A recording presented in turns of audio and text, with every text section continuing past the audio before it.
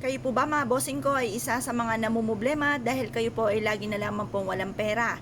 Ako po may tuturo sa inyo po mga bossing. Basta usapin pera, sipag at tiyaga po yan. Double time sa pagkayod at saka positive ka lamang. Huwag daing ng daing kasi kapag ikidaing ng daing, yan po mga bossing ko yung nagtatawag ka ng kamalasan. Kaya mas mainam, lagi nyo sasabihin, nako magkakaroon ako ng maraming pera. Huling paghihirap ko nito, kailanman hindi na ako mamumblema tungkol sa usapin ng pera.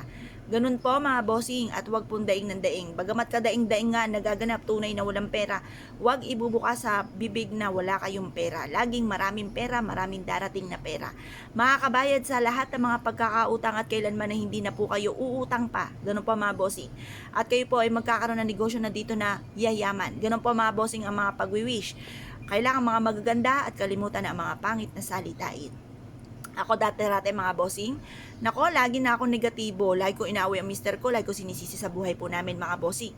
Lagi po ako mga bossing kong nega, lagi akong galit. Wala akong sinasantong araw, lagi po akong galit mga bossing. At walang naidulot na maganda. Yun nga po sabi para ako'y may galit sa mundo. Kasi nga po, ang dami-dami ko mga problema pinagdadaanan dati. At yun po, lagi ko i-maintain sa aking isipan na malas, ayun, walang nangyari kundi malas. Kaya binago ko po ito. Ako po hindi nakakalimot magdasal tuwing umaga, lagi ako nagtatapon ng mga kamalasan, nagwi-wish pa ng mga magagandaan sinasabi. Bagamat paminsan ay nagagalit pero hindi mini-maintain sa puso't isipan ang galit. Isang bigla ang galit tapos na maya-maya makalipas lang ng ilang minuto, magkakape lang ako, titimplahan ako ng pamilya ko ng kape, okay na po ako mga bossing. Yung mga ganon kasi dati mini-maintain ko sa isipan ko, naku wala akong pakalam kahit magalit ka sa akin, yung mga ganyan mga bossing. Pero hindi naman pwede na ipiplease mo yung sarili mo. Basta pag ikaw po ay sa isipan mo hindi ka galit sa kanya, pag nakita mo siya, binati mo siya, wala kang sama ng loob, nasa inyo naman ang pagpapala. At huwag isipin ng isipin po yun, magiging okay din ang lahat.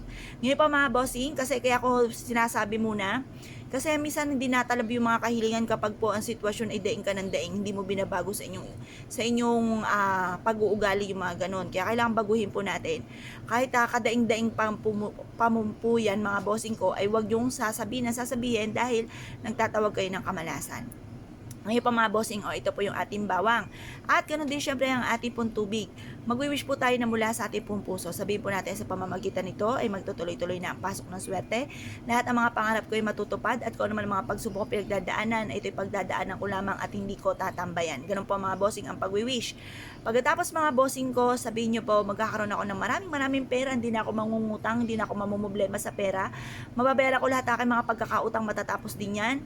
Or kaya po magkakaroon ako ng maraming bahay na paupahan, or kaya magkakaroon ako ng sarili kong negosyo na dito na ako yayaman. Yung mga ganyan sitwasyon mga bossing, matagal na natin pinapangarap. Lahat po tayo ay nangangarap po niyan. Kaya mag-wish din po tayo mga bossing. Tapos mula sa ating pong puso't isipan, makakamtan po natin ito. Pagtapos ihulog nyo po siyang ganyan mga bossing, at hayaan nyo lamang po siya dyan. Basta i-maintain na malinis ang ating pong tubig at yung ating bawang kailangan laging sariwa. Kapag po ito ay natuyo na, itapon nyo po yan. Kapag yung ating tubig naman ay parang madumi na, ang daming mga latak, itapon nyo rin po yan mga bossing at yan po ay makakatulong upang sa ganoon magtuloy-tuloy ang swerte po natin. Mga pagsubok na yan, pagdadaan na lang po natin yan at hindi natin yan tatambayan mga bossing. Ngayon pa mga bossing, ko kayo pinaniwala at nais po itong gawin, huwag na po kayo magpatumpik-tumpik pa.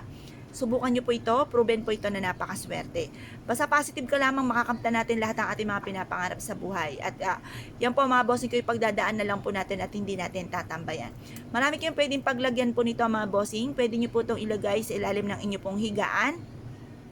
Pwede rin to sa likod ng pintuan ng inyong main door or bago pumasok ng inyong pong pintuan or sa katapat mismo ng inyong pong main door para may papasok pa lang na negatibo, taboy na po kaagad niya dahil ito po isa sa mga subok na namaswerte.